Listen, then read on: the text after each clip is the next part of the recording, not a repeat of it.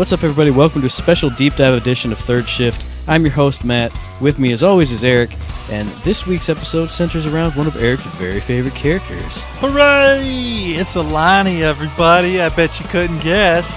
So, to start things off, Alani. She is an Eldritch supporter. She was raised as a healer, but forced to be a warrior. Alani is all that remains of her order after Rendain's Imperium stole the oceans from her world.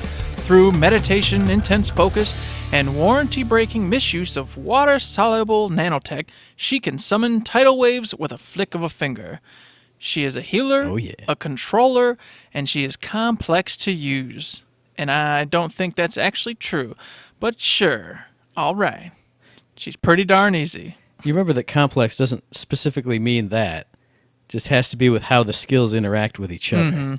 Very true. Which I guess I do agree with. Yeah. Especially as you get further down in the tree. Yeah, you can definitely take Alani in several directions, depending on what you want to do. She can be a full-on attacker, or you can go full heals, you can do a nice in-between. It can be pretty complex, I suppose. Rolling into her basic attack, which is Torrent, Alani hurls water bolts using Ket, her order's martial art. Successful hits increase stacks of osmosis. Well, what's osmosis? Osmosis is her passive. Successful hits with Torrent hone Alani's connection to the water, generating up to 3 osmosis stacks and increasing the healing power of Wellspring. What's Wellspring, you ask? Well, that's basically her secondary attack/ability. Wellspring envelops a friendly target in water, healing them. If untargeted, Wellspring heals Alani for half the amount, and the heal amount is increased by osmosis stacks. Now, what do you think about all the, her general attacks and, all that primary ability there, Eric? Torrent's obviously very short range unless you buff up, which we'll talk about in a little bit. The Wellspring, her healing ability, for others and for herself, is very annoying, to say the least. Because how it works is if you're looking at another player and you're within range, it'll automatically put a little circle around them with the Wellspring symbol, and then boom, you can heal them. And then once, like it says, if it's not on anyone, you'll heal yourself. The problem is, in the thick of battle, oftentimes the individual who needs help is running around with their head cut off, and you're jumping around and running around with your head cut off. So trying to heal that particular target can sometimes be a pain in the butt, especially in the cases when there's a ton of bots and whatnot all over the place. Makes it very, very annoying at times. And then the same thing for when you're trying to heal yourself. You'll be like, all right, I need to get me a heal. So you'll jump up in the air and try to look down at the ground or, whatever trick you have. But once again, in the thick of it all, who knows who's going to pop into your field of vision at that very second that you're about to heal, and all of a sudden, oh, there you go, Fred, here's a heal that you didn't need, and now I've got 10% health, and either A, I need to retreat and go back to base, or hit a few people, do Wellspring again, or just die. Yeah, I think that's the only issue I have with her basic kit there is, whenever I need to heal myself as an Alani, I usually turn and run straight into a wall or a corner or something where nobody can possibly even get in front of me. Okay, then heal and turn around and, I've lost track of where that boulder was that was coming in, where our Whiskey Foxtrot, who needs a little support, is at. But like you said, if you do it any other way than just like completely removing yourself from the battlefield, a bot is almost guaranteed to just like pop in for no reason, and then you drop this enormous heal on a little minion bot.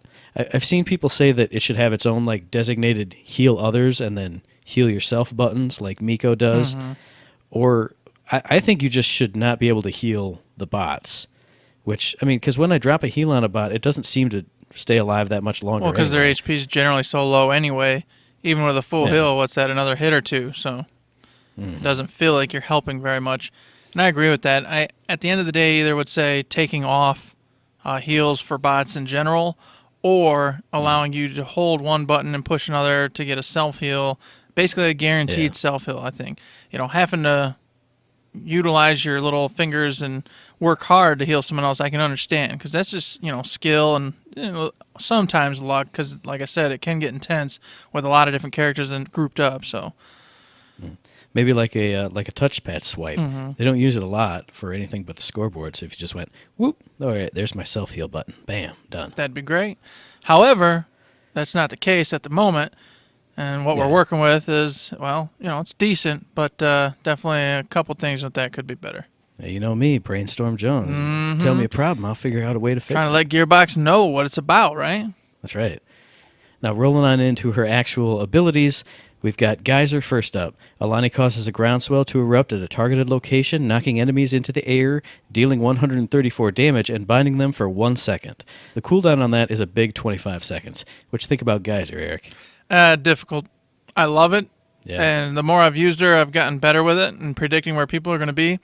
But I think this is one of the hardest of her skills to use and use effectively, because you have to be able to predict or maneuver individuals where you need them, so that way you hit them up into the sky. And it used to be a lot better back in the day because of the, it held them for a lot longer. But it's still effective, and it's still a great way to get someone out of the game for a minute. And oftentimes when they land, if you've put enough damage on them, they're going to retreat anyway. So it's a very effective tool, but not my favorite by any measure in her arsenal. Yeah, I definitely agree with that. For me, it's just, it takes so long to erupt after you put it on the ground. It feels like it's like 2 full seconds before it pops up sometimes. And, I'm going to put it down and slow down the wave. Oh, they're doing like their crazy super sprint for some reason, and I've totally missed everybody. But like you said, once you do get hit by it, I mean, it is basically a stun. And what happens when you hit somebody with stun in this game? They go, oh, crap, I'm getting damaged by something, or you're going far enough away that I'm not going to chase you, and usually get people to turn back and back off their offensive anyway. So I like it, but too hard to use for me. Next up, we got Riptide. Riptide hurls a wave that deals 33 damage, pushes away enemies, and leaves a trail of water that hastens allies. Riptide's trail of water lasts for 3 seconds. Cooldown on that is another big 20 seconds. What you think, Eric? This is your bread and butter. Riptide, man. As we'll discuss later, it heals, it deals damage, it pushes enemies off of you. This is the skill right here. This is what you want to put your money into, and this is where you want to build your character on. Because with Riptide, you can control lanes, you can control characters, you got all sorts of power at your fingertips. Yeah, I don't have much to add to that. It's basically everything you said, 100% agree. So, moving on to her ultimate, Emergence. Emergence marks a target enemy or location, summoning a water dragon that deals up to 167 damage and 251 damage over 4 seconds to enemies caught in its wake. Cooldown is 60 seconds. And of course, with this bad boy, it's useful, but I don't rely on it for anything. It's just a nice perk, a nice bonus. Whenever it pops up, obviously, put it down where it's going to do the most damage. Or if you need to scare people off of you for a minute, put it somewhere where they'll see it on the ground doing its little swirly, and then they're gonna oh, we gotta wait, and then they back off. Gives you a second to retreat, regroup, whatever it is you need to do. And if they are stupid enough to run through it, hey, they get a ton of damage done to them. Yeah, I think for me this isn't one you're going to get a lot of kills with. Like you said, it's mostly a scare tactic for me. I mean, you can throw it on a sentry or something that's not going to move a lot to do a fair bit of damage. I mostly use this, like if I'm getting 2 people coming at me, I'll throw Emergence on one, and it'll usually get him to back off and separate from his buddy so they don't both get caught in the damage, and then I've got a little bit more room to play with whatever it is, because even when I'm battling an enemy Alani, I don't notice that this does much damage to me, especially even that 251 damage for the the pool that it leaves on the ground. I'm always running through emergence pools, and I don't feel like I'm going, oh, geez, that was bad. I got to go all the way around. Usually once the dragon's up, I just run through, and I don't really notice it that much.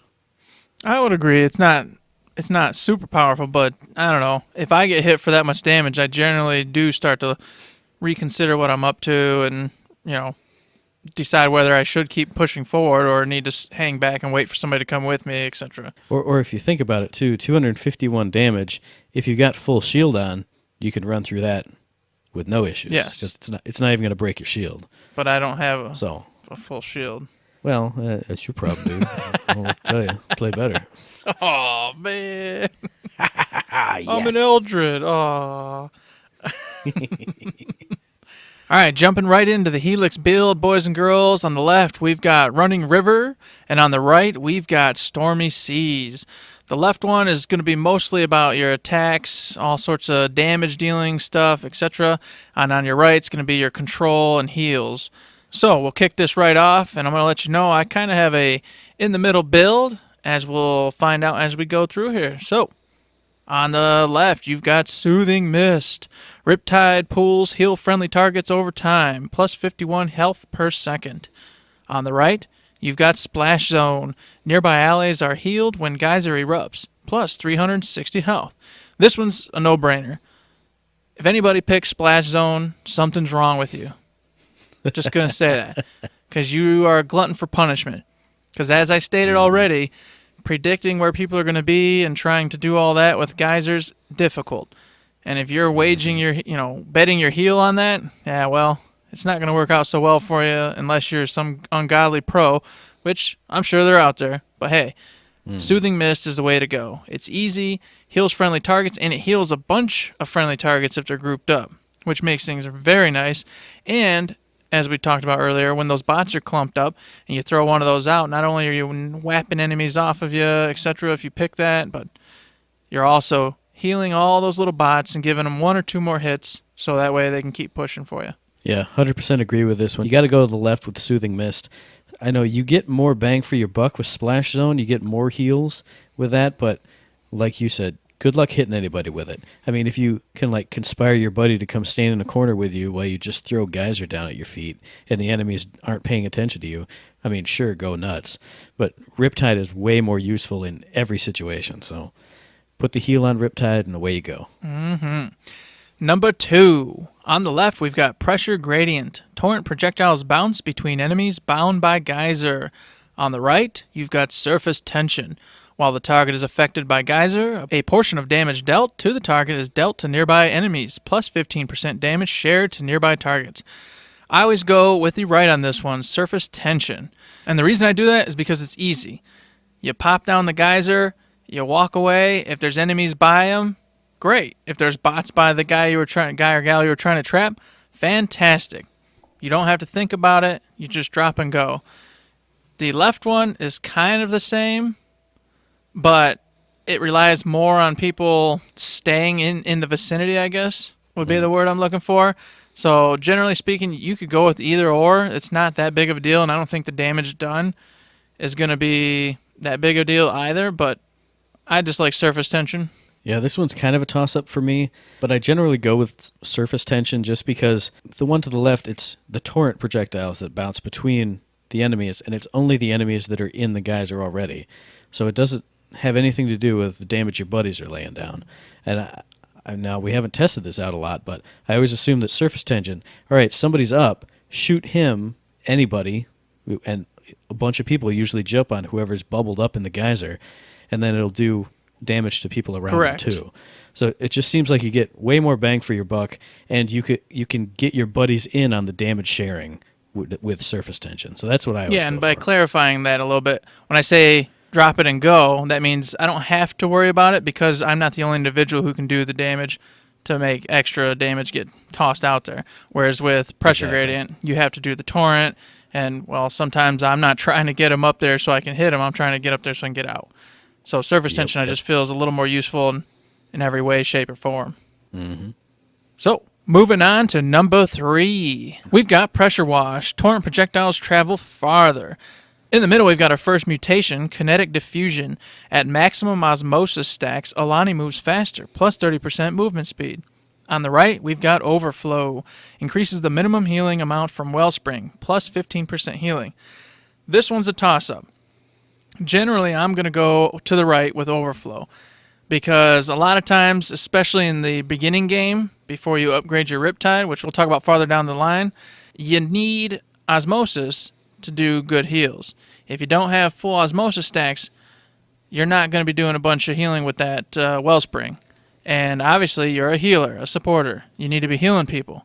So I just feel like by getting Overflow, if I throw out a 2 Osmosis stack heal, you add that 15% in, and it comes out to be, a little bit better. I don't worry so much about failing and screwing up and not getting full Osmosis stacks before I throw out a heal, and then they're not getting enough and they died. Well, you didn't do your job right. It's kind of that safety blanket for me. But on the left, Pressure Wash is just amazing. Being able to get them torrent rounds down the range farther, hitting enemies so you're less likely to be in the thick of it, is very important. And not only that, if you're hitting them at the farther range, you're building Osmosis so you can do the bigger hills with Wellspring. So I can see where people would want to go left. I can see where I go, which is obviously with overflow. What about you? Yeah, I always go to the left on this one just because, I mean, Alani's a ranged character, but her range is, unless you take Pressure Wash to the left, her range is really not that good. She's kind of like short to mid-range at best. With Pressure Wash, I feel like I'm an actual ranged character, and like you said, that helps me build up my osmosis.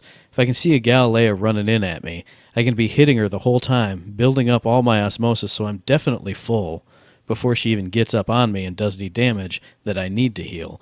So I think just for the osmosis buildup alone, even if even if I'm doing like no damage, which Alani does pretty good damage, I think just for the osmosis buildup alone, Pressure Wash is the way to go. For me, anyway. I can see why people would go to the right with Overflow because it's just bonus healing no matter what. To the middle, it's kind of to me. I mean, Alani is super slow, but that only affects you at max osmosis stacks, so I don't know. Yeah, just to finalize on that, going in the middle route, I don't see the use in that because, in my opinion, if you're really rocking it with Alani, you're not going to be at max osmosis stacks. You're going to be tossing down heals left and right, even if people don't need them that much. Why not? Yeah. Keep everybody topped off to the best of your ability. So, with that having to be at max, osmosis to get your 30% movement speed, I just don't see that as being that useful. I will say, if that was changed up and was at 30% max speed, regardless, in a heartbeat, because Alani is slow as all get out. So that would be a huge game changer, and I would definitely be hard-pressed to pick a choice in those three if that was the case. Yeah, I could see that. All right. Moving on to number 4. On the left, we have Wet Blanket. Riptide slows enemies that are hit by it, plus 3-second slow duration. We have a mutation in this one, Wave Shock. Riptide pools burst and deal damage over time to enemies standing inside the radius, plus 54 damage per second. And on the right, we have Ride the Wave. Alani rides her Riptide Wave, launching her forward along its path. I always go with Wave Shock on this one. So if you have the mutation, I would suggest you use it. Because as we discussed, Riptide's your bread and butter. You're laying that sucker down for heals, you're laying it down for clearing, and now, with this, you're laying it down for damage. It's just that beautiful, beautiful skill to put down, and regardless if it's not a ton of damage being dealt, when they're taking those kind of hits, plus your friendlies all hitting them as well, they're running. They're starting to panic, they're running, they're circling, they're backing up to walls, and you're winning. I would say the only other one to take in this category would be Wet Blanket, which is the left choice if you don't have the mutation. And obviously, that slows enemies. Slowing enemies is good. It is very helpful. And it's also very helpful in incursion on the bots, giving your team more time to take them down before they're on your sentry. Ride the Wave, not my cup of tea. I used it when I first started playing Alani a little bit, but I found myself, if I would get in trouble or panicked, sometimes I'd hit Riptide, and then all of a sudden I'm flying in the wrong direction, deeper in enemy territory. Obviously, if I was really good, I understand that that wouldn't be the case. But, sometimes crap happens, and I don't want to have that be the way I go down looking like a moron riding my wave in the middle of a sentry or something. So, no thanks. Yeah, I absolutely agree with you on this one again. If you don't have the mutation, you got to go Wet Blanket and get that slow in. But I personally always go with Wave Shock because I find that if I throw a Riptide down and the enemy isn't slowed by it, they always just ignore it and stand in it regardless. So I'm getting that bonus damage on them literally all the time. The only time I see people avoid my Riptides is if it has the slow on it. When, they go, oh, no, I'm slow, let me try and run away slowly. Versus if I lay it down, they stand in there and they're not slowed, they just stand in it and take every single hit of damage. So you have to go Wave Shock on this because people don't pay attention to it and it's just free damage. Mm-hmm. I agree, sir.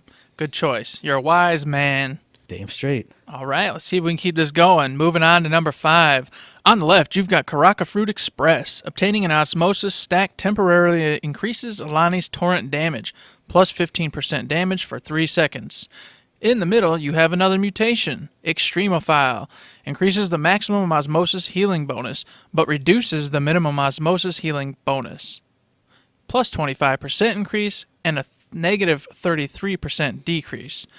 On the right, you've got full saturation. Healing with maximum osmosis stacks reduces the amount of damage the target takes, plus 30% damage reduction for 6 seconds.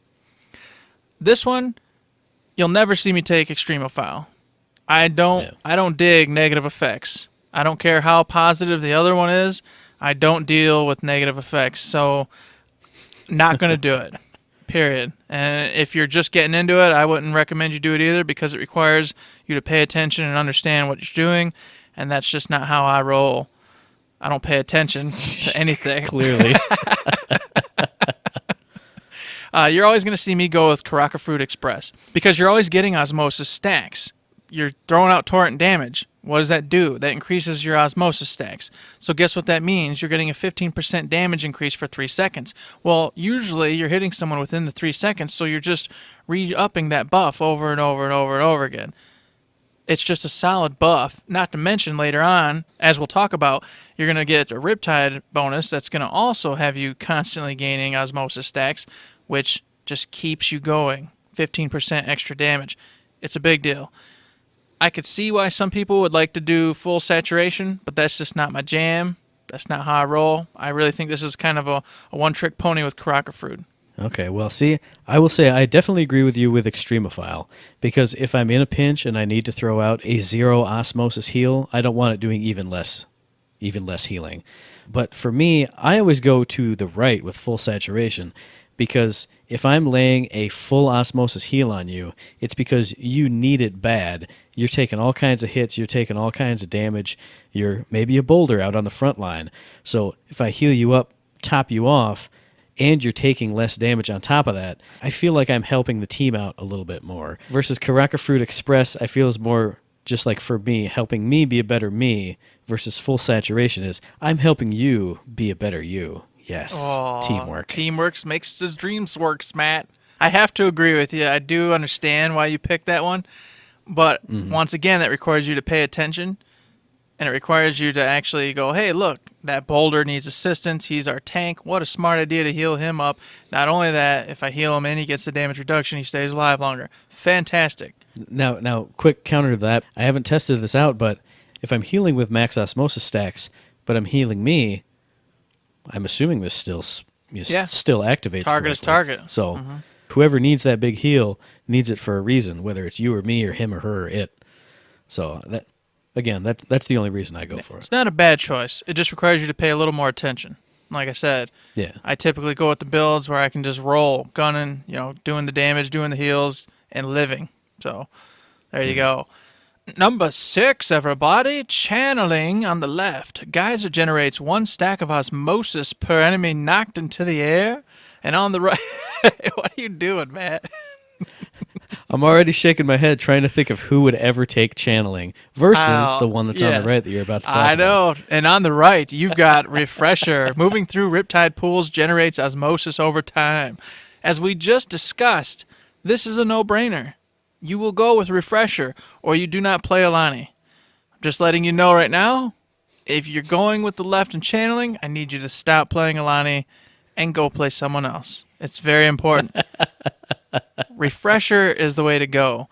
Getting that osmosis is fantastic. It allows you to be Alani. It allows you to do more damage. It allows you to give more heals. It is just all around better in every way possible. Relying on Geyser is always a bad idea, as I've already said several times. Yep. Again, 100% agreement with you.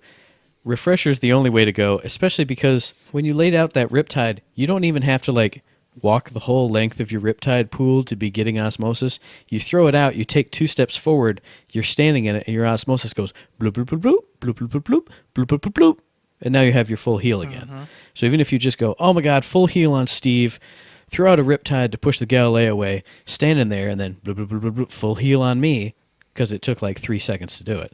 I mean, it's a no-brainer. You have to take this if you're playing Alani, like you said. It is indeed. So we'll discuss another one because that one's done. Number 7, you've got Whitewater on the left. Increases the attack speed of Torrent, plus 20% attack speed. On the right, you have Go with the Flow. Torrent reduces the cooldowns of all skills on every hit. Negative 0.5 second cooldown time. I will say you can go with either one on this one. It really depends on what your jam is, and I switch in between them all the time. I do favor white water because attack speed is awesome, and it is just a simple attack speed boost. No frills, no gimmicks, no anything, and I love those. They, like I said, they speak to me. And if you're doing torrent and hitting things faster, guess what that means? Your osmosis is stacking faster, and you're putting out more heals faster, and then bada bing, bada boom, you're a winner. However, with Go With The Flow, there's nothing wrong with that because, as I'll discuss a little bit later, cooldowns are awesome. Getting those cooldowns minimized so that Riptide can be out more and more and more and more is never, ever a bad thing. So I won't hate on anybody who picks either one of those. For me, Whitewater is this huge, awesome attack speed buff, but I always go with the flow just because, like you said, I want cooldowns to be as short as possible. So yeah, I always go to the right just because I want those cooldowns fast and I want my stuff up. And as much of a nice boost as Whitewater is, cooldown for me is just the way to go. But like you said, both awesome choices. Yes. That's one of the spots where they did a really good job of making both of those very attractive and very different. Mm-hmm. So, moving on to number 8. On the left, you've got Aquifer, reduces geysers eruption time, negative 30% eruption time. In the middle, you have a mutation, Pressure Valve, geyser deals increased damage to enemies, plus 15% damage increase. And on the right, you've got Old Trustworthy, increases geysers area of effect, plus 25% area of effect radius. This one, pretty easy. You're going to go with Old Trustworthy because, as we've said a billion times, that's hard to hit, hard to connect. So with a plus 25% area of effect, that increases your odds pretty significantly and allows you to do what you're going to do, which is get the heck out of dodge. Or if you're trying to hurt them, go ahead and lay down the hurt. Generally, as I play, I use it more as an escape plan. I feel like they're going to be putting too much damage down on me or whatever the case may be, so I use a geyser to trick them into it, and I get the heck out and wait for buddies to back me up, or just go back to base, get my health back, and come back, live another day. I don't generally use it to deal damage and kill the enemy, but I understand that some people do that very thing, so if you're not going to pick Old Trustworthy, I would say Pressure Valve is your only real other option. Now, here we got our first disagreement of the Helix phase. Here you go. I knew he was going to pick Aquifer. I knew it. That's right. I'm definitely going with Aquifer just because of the reduction of the eruption time. That's what makes geyser hard to deal with for me. So, I mean, you can make it bigger, you can make it do more damage, but if I throw it at somebody's feet, if I threw it 10 feet from somebody and they can still run over it before it erupts, it's still useless to me. So I always go with Aquifer just to get it out there quicker. Plus, at this point in the match, once you've reached level 8, they've been seeing you throw out geysers, and they know the timing of them by now. Oh, you threw it out, 1, 2, 3, poosh, okay. So I know I can make it before it explodes. So I throw out a, one with a reduced eruption time, run, oh, I'm bubbled, oh no, and then I can lay down the hurt.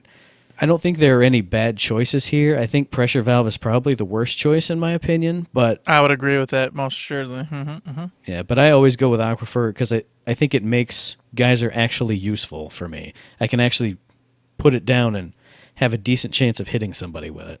Yeah, when you're talking like that, I can see your point. I gotcha. I'll recant my previous statement and say you're not a complete fool, I suppose, for going with Aquifer.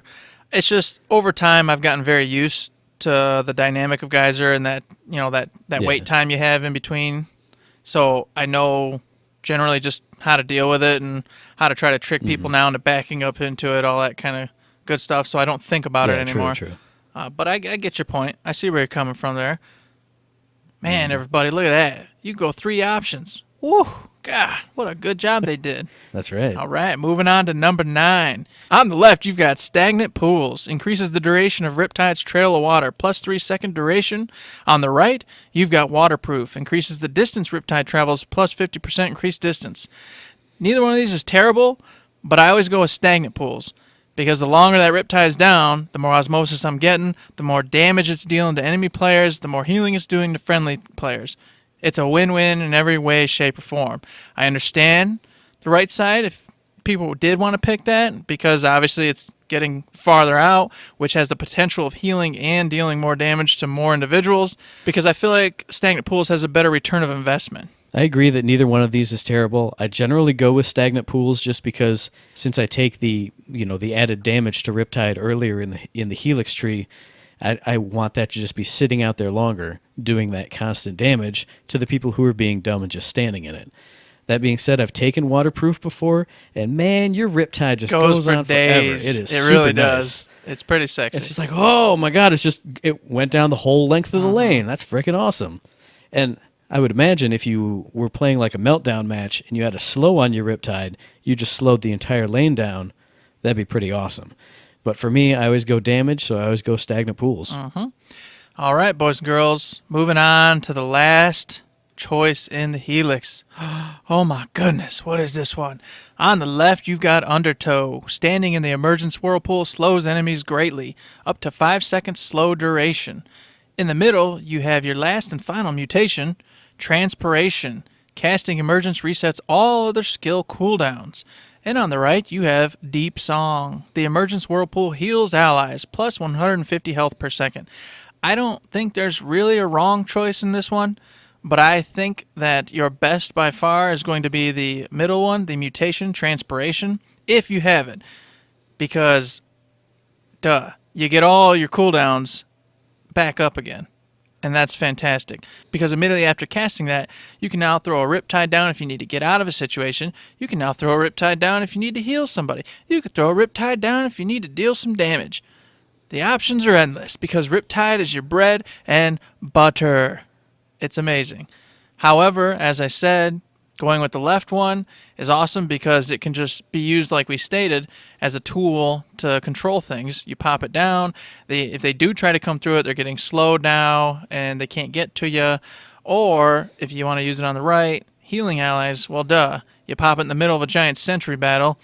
Boom, it's doing damage to him. It's healing your melee characters who are in there, wailing on him. None of the choices are bad, but I just feel like Transpiration is probably the best bang for the buck. Yeah, 100% agree. There are no bad choices here, but if you remember what I said back at level 7, I love cooldown time, and anything that makes my cooldown shorter, I'm going to pick it. So I'm picking Transpiration every single time. Plus, if you picked the cooldown reduction on Torrent in level 7, you're reducing your cooldowns of this every time you hit somebody with your actual attacks. So you can cast Emergence, get all your cooldowns up, throw out all your other abilities, then start hitting stuff, and every single cooldown is coming down. Well, this lets you use your ultimate kind of willy-nilly whenever you want to, versus thinking about, oh, I've got big 60 seconds, I should save it for a big moment. Now throw it out there when, you've used your Geyser and your Riptide. Screw it. Threw my ultimate out, now I've got another Geyser and Riptide. Boom, boom, boom. You can just lay waste to everything, like you said. Just throw it all out there, do all the things. Plus, again, like I said, if you pick that one at level 7, when you start attacking stuff, because you got no more cooldowns left, everything's resetting faster. So 100% agree, you got to go with the middle on this one. And if you don't have the mutation, total toss-up in my opinion. I concur. So there we have it. That's your Helix. And now, of course, we're moving on to what some gear choices should be for Alani. I'm going to go with three simple ones to keep it Barney basic here. Attack speed, cooldown, and healing power. And the reasons for these are pretty simple and self-explanatory. Heal power, so you can do your job, heal your fellow allies. It's a no-brainer. Cooldown, because like you said, cooldowns are important. Riptide is your bread and butter, and I'll say it a billion dang times, so that way if you're new to Alani, you understand Riptide is your bread and butter, and you need it. So you want your cooldowns up so you can use it. So there you go. Boom. And then lastly, attack speed. Because as we talked about earlier, if you can throw those torrents out faster, you're getting osmosis faster, which means you're doing more healing, more damage. It's pretty win-win. Yeah, I think for me, for Alani, I just use my generic healer build, which is a one shard generator because Alani's slow and you're not going to be having all these chances to run back and get more shards or run up and get more shards. Then a cooldown item, and if you can get a sprint speed, sub ability on there because you are super slow, then more power to you. But Cooldown, like I said, it's a no-brainer. You want all your stuff up faster. Cooldown item. And then the other piece in my healer build is a Solar Sustainer legendary, which has heal power and attack damage on it. And the legendary ability is, if I heal you, you and I both get attack damage buffs. So you do good damage as an Alani. If you just activate that legendary, you get some more heal power and attack damage. And then if you use that legendary effect, you're getting even more attack damage. So I think it just all melds together well in the end. I agree, attack speed is nice, and if I didn't have that shard builder on there, I'd probably have one of my attack speed knives, but that's just what I go with. Well, there you go. You got 3 stats you really want to look for, and then you got a very particular build. So bada bing, bada boom. Hopefully that helps you guys out a little bit. That's right. Now, how about playstyle? Where do you normally stand as Alani? Oh, I'm right in the front lines. What do you like to do? What do you like to focus on? Oh, I'm in the front. Oh, all out. Well, you are, yes, but you're in the front with every single character. That's true, but that's how I roll. How do you play a Rendy? You stand right in front and you tank all the damage. And you throw out those damn pillars and hope to win. You just pray to God. Nullify, get me out of here. Oh, no. All jokes aside, I do play Alani not front melee, but I play her front. I'm generally right behind melee, but within range of the mid characters as well. Because Alani's got a very short range, and you can't afford to be middle because middle ends up being back very, very fast. And then you're not healing anybody up in melee, and those are typically the characters who need it the most. So whenever I'm Alani, I'm right behind them with your short range casters, and your short range damage dealers like Galt, because I want to be able to heal them. I want to be able to heal the front line. I think that's just the best place for her, because usually the guys in the back, your Isaacs and whatnot, they don't need it. They're not in range to take a ton of damage, and if they are, they can run their butts forward a little bit and come get some. Or they can just return to base. So playstyle, that's where I like to be, sort of right up in the front. And as I said, I'm trying to lay down as many torrents as possible, hitting characters, getting the osmosis up. I do not save osmosis.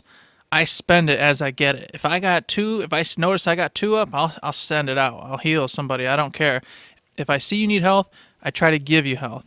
Because the next second I may be focused on an enemy and I'm not paying attention to you, and I could have gave you maybe 20% health and I didn't because I was going to save it, and then you die. So I'd rather just give you that 20%, go off, do my thing, hope for the best, and keep moving. I think I generally play Alani in a similar fashion, but a little further back and a little more conservative. I'm generally in that short to mid-range, just kind of like you said, hanging around with a Galt or slightly behind him just to keep those short-range people in my field of vision so I can see where they're going. Plus, that way, if somebody, say, jumps on my boulder and stuns him, I still have the reach of Riptide to push him off a little bit, where I can just run up a few feet, throw it out there, throw a heal on him too. I'm generally a little more stingy with my osmosis. I like to get it up to a full stack just because I find if I start spending it kind of willy-nilly, then I don't have enough when something big does happen. And, somebody gets Galileo stunned and then everybody jumps on them, or they eat like a marquee ult or something. And then I'm like, oh, well, I have, here's a 10% heal and now I'm empty, so here's 50 HP. So I like to build my stuff all the way up, and then if somebody needs like a mid-range heal, I'll usually throw out my Riptide then. And if they're smart, they stand in it and they get plenty of heals that way. Yeah, that's the problem I find though. Riptide is great for that, but a lot of times people do not stand in it. And I wouldn't say it's just because they're not paying attention. As we discuss constantly in the thick of it, you never know what's going on, and the ground's full of all sorts of effects and things happening. So I try to be patient with individuals about that, but I don't like to depend on them doing it. So that's why I try to just throw out all the mid-range heals I can and keep moving. And another reason to defend the frontline position is Alani can take damage because of her ability to heal herself, etc. She can stand up there and somebody's going to be like, oh, Alani, I'm going to get rid of her. She can't going to heal nobody. Well, now they're on me and they're all trying to kill me, and I'm just heal, backing them up, tying them off, backing them up. Guess what they're not doing? They're not killing the melee up front, who are pushing us forward and getting us closer to the sentry, or getting more of our bots into the incinerator, the Minrek, whatever you want to call them. Minrek would be upset with me, so there you go. I don't play her too much on capture. That's not my jam. I don't heal anybody on capture. I just run around and take points, so I can't really speak to capture that much. But for those two modes, you damn sure play her on Face Off. That's though. right. Oh, well, Face Off now. That's another story. That's a magical combo we've got. I heal you, I follow you around and give you all the points, and we win. Because you're Pendles and no one can see you. And everybody thinks I'm some kind of strange lunatic Alani who's literally doing nothing but running around randomly, standing around. It's great. Like say that is the best part because it'll be like one person come to chase you, and you go, "Oh, look, here's an Eldrag or a whoever, or Shane and Oryx," and I'm like, "Oh, okay." Double back, hit him in the back. Oh, what's this? Oh no, I didn't expect a Pendles, even though I saw we were going up against the Pendles. Anyway, it's beautiful. With all that said, I would recommend her if you're just starting out to play her mid-ground. Don't go too far into the melee area because while you're getting your footing. While you're getting your feet wet? Is that what you're going to try and say? I switched it up. While you're getting your feet wet. Boo, boo. You don't want to be up there taking a ton of damage and getting killed and then you get frustrated. So I would say to start, if this is your first go at Alani, stay mid-range just so you have a little bit more flexibility in what you're doing. But I'd say in the long run, you're going to want to be up there so you can be not only helpful to the melee characters by riptiding and healing them and knocking enemies back, etc., but you're also going to be a target, which gets one or two of their players off of your other melee, and you keep rolling. It's beautiful. Now, one more thing for the beginners, just to reiterate how sometimes hard it is to do direct healing as Alani. If you're staying in that mid-range and you've got the short-range people out in front of you, you can definitely keep a better eye on where your actual healing thing is going. And if you're in mid-range, it's easier to disengage and face away from any other allies if you need to heal yourself. If you're getting started with Alani, if you're unsure of how to play her that well, that mid-range is a good learning ground because once you can be out front with your boulders and your gaults hanging out there and just know, all right, if I jump and turn this way, then I can heal myself without worrying about him jumping in or her jumping in or a bot swooping in or this or that or the other thing. Something I do try to do for healing myself that I've gotten decent at over time. Generally speaking, what happens is I'll get attacked. I'm starting to lose more health than I can heal myself for, so it's time to get the heck out of Dodge, right? So I turn, I start running, I jump in the air, look down real quick, cast the heal, and then in the whole same sequence, I'm putting a geyser down. So heal, geyser, keep running. Not all the time, but a lot of times they're in the heat of it. Oh, they taste me, they want me. So they keep running. Not only did I just heal myself, so I'm doing all right, and I don't even have to worry about it, but I turn around in a second later, and guess what they are? They're up in the bubble. I start laying down damage. I get my osmosis back up. I cast a second heal on myself. Now I'm at 100% again, and we're right back at it. So if you can get good at doing that, you're going to find your time with Alani to be much more successful and much more pleasurable. Yes, 100% agree. How about any character matchups you find you have a hard time with as Alani? Characters you find really easy to take on as Alani? How about a little bit of that action to just wrap us up here? Characters to be worried about is if you're in them front lines, like I was discussing, and you've got a sniper. That's a huge, huge problem because if you're doing what I do, you're getting another target off of you in the melee range. No matter who it is, doesn't matter. They're going to do some damage to you, but generally speaking, you can heal through it. The problem comes is if you got a sniper and they start hitting you, it's over. It's over. You cannot heal yourself through 2-player damage to that magnitude. So snipers always give me trouble as an Alani and just annoy the hell out of me because they also make me retreat, which means I can't heal those forward, players, and then they die, and we get pushed back, and it's always a sad day. Other than that, the only other players that occasionally give me trouble are those with a ton of stuns and slows, because then you're getting all confused, you're getting stunned, you can't cast that heal, and if you can't cast that heal, and you got a couple on you with high damage, you're out. Game over. No one's coming to help you. It's all over. So I don't know. For me, there's not a particular character. Well, see, I was going to say, going on the lots of slows and stuns, I think those heavy melee characters, like sometimes a Boulder or a Galilea, will give me trouble. Oh, yeah, the Boulder will piss me off. Because he'll knock you back, stun you, now you're disoriented and stunned.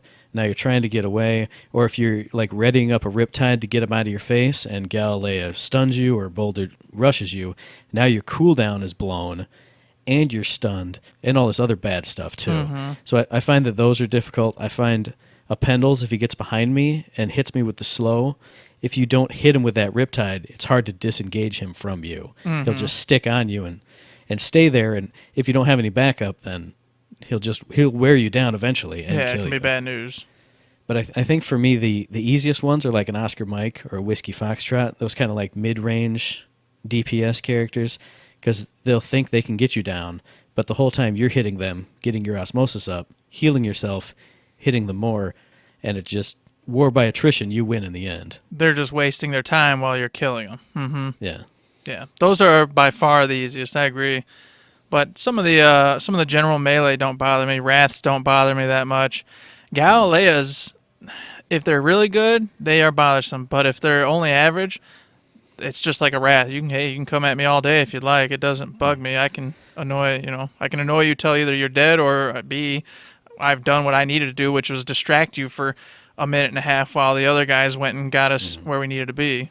So yeah, I think if it's a good Galilea, because she'll stun you, and then as she sees you heal yourself, then she'll put her shield up, and then you're not getting your osmosis stacks anyway. Mm-hmm. Then she's sucking you in with her goop, all that stuff. Somebody like an Atticus, too, I think can be troublesome, the way he can slow you down, pounce after you, be doing that constant AoE damage to you while he's like circle strafe punching you.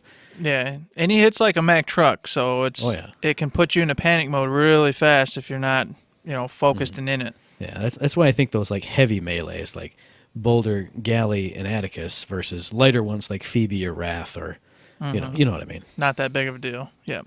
Yeah. I would agree. Sounds good to me. All right, man. Any last thoughts? I guess that's all I've got as far as I can think of. Yeah, as far as I know, that's good to go. I hope that helps you guys if you're just wanting to pick up Alani and give her a try. She's a ton of fun. She's very versatile and useful. So I just feel like I think she's a good place to begin if you're just getting into the game, period, really. I know some people are intimidated by the support role, but it's really not that complicated or harsh. People don't generally expect you to heal them unless they pick a tank specifically. Other than that, everyone knows that at the end of the day, that you're on your own unless you obviously teamed up with a legit team and you went, hey, you are our healer and you have to heal us. Just basically what I'm trying to say is go in and have fun, check her out. Don't feel pressured that if you're not healing somebody and they die, it's your fault. Because at the end of it all, they could have just not rushed in like a crazy person and got themselves killed. That's always a good option. Yeah, this is kind of a really weird game in that sense, because if you play like any other MOBA and you are a healer and you don't do good healing, everyone will dump on you. But in this game, I mean, we party up most of the time, so we don't hear a lot of our teammates regardless. But even when I've played solo, you never hear people dump on the healer. It's just, if you went out and died, what were you doing? Why did you do that? And it's not, oh, why didn't you keep me alive the whole time? So yeah, I agree with you. Don't be put off by the support role. Just do the best you can. And I feel like in this game, you don't get, you're not going to take all the blame if you're just starting out and just learning a character. So yeah, I hope that helps you out, guys. If you got any other further questions, you can email them to us at info@thirdshift.me. You can tweet them at us at ThirdShiftMe, or you can find us on Facebook under Third Shift. So we'll catch you guys on the next full episode of Third Shift. And with that, don't forget to save.